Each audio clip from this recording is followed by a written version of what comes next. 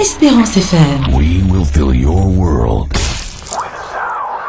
Radio Espérance 95.2 FM.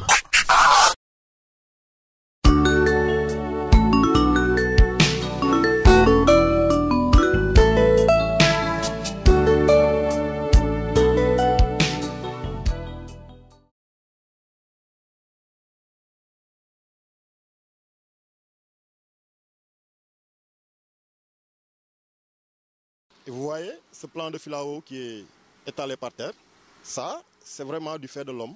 Les gens aussi ont procédé de cette manière pour quasiment couper une bonne partie de la bande verte. Il y a aussi la mortalité naturelle qui a joué. Et vous voyez aujourd'hui comment cette bande a quasiment disparu. Et très clairsemé, voilà, ça c'est une des rares survivances de la bande verte.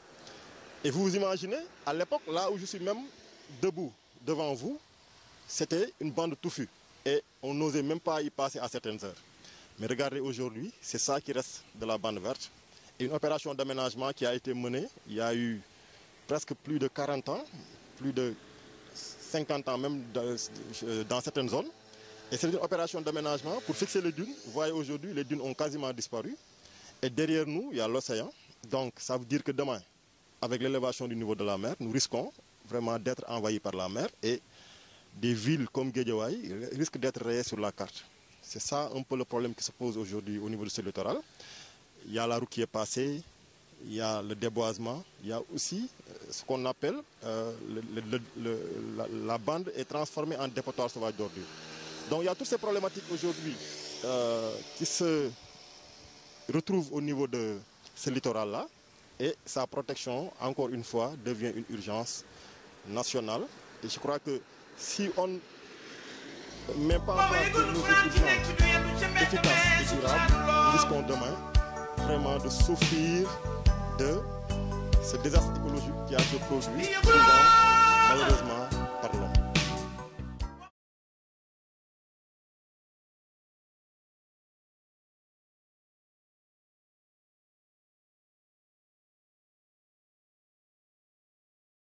L'avancée de la mer, mythe ou réalité? Derrière moi, la mer, vous voyez comment elle est houleuse, comment elle est souvent furieuse. Et malheureusement, encore une fois, plus pratiquement de barrières de sable, de dunes qui étaient très élevées, ni de végétation pour fixer les dunes. Donc ça veut dire que nous sommes à la portée d'une probable avancée de la mer. Et cette mer qu'on appelle océan Atlantique, c'est un océan, autant pour moi. Donc c'est un phénomène de flux et de reflux.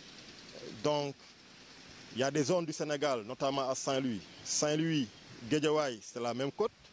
Et demain, qu'est-ce qui nous dit que ce qui est arrivé à Saint-Louis ne peut pas arriver aussi à cette ville-là? D'autant plus qu'aujourd'hui, on voit que l'Arctique même est en train de fondre, le niveau des océans est en train de gonfler. Et ça veut dire que la mer va continuer à gagner du terrain sur le continent.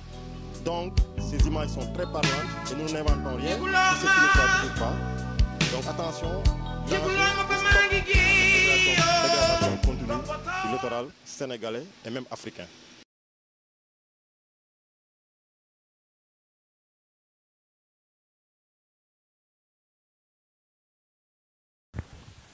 Moi je m'appelle Mamoudou Dieng, je suis géographe et urbaniste de formation. En même temps aussi je suis conseiller municipal au niveau de la commune de Golfe Sud à Guédiawaye. En même temps aussi, je suis coordonnateur d'un mouvement citoyen qu'on appelle Vision Guédiawaye. Si j'ai un message particulier à lancer d'abord aux autorités, c'est vraiment de prendre à bras le corps ce problème très sérieux et d'aller dans le sens de renforcer davantage l'environnement, de sauvegarder et essayer de réhabiliter vraiment ce qui peut être. Ensuite, d'introduire des mesures de plusieurs ordres, juridiques surtout, afin que ces problèmes que nous sommes en train aujourd'hui de vivre au niveau du littoral puissent vraiment reculer et qu'on même puisse les stopper. Donc ça, c'est vraiment le message fort que j'adresse aux autorités, vraiment de montrer une volonté réelle de prise en charge de ce problème de protection du littoral.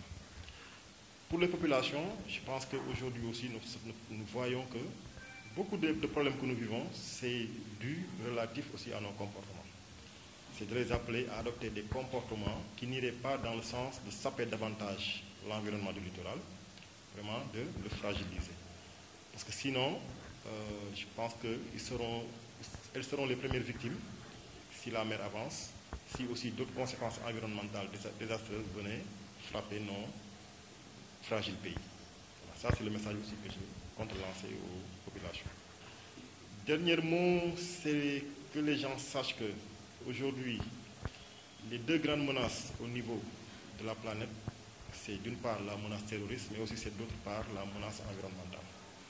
Donc, c'est de ne pas négliger vraiment ces aspects environnementaux et de savoir que si nous le négligeons, tôt ou tard, et ça va être vraiment accordons de l'importance de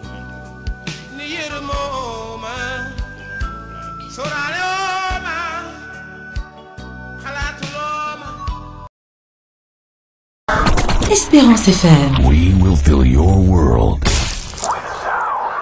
Radio Espérance 95.2 FM.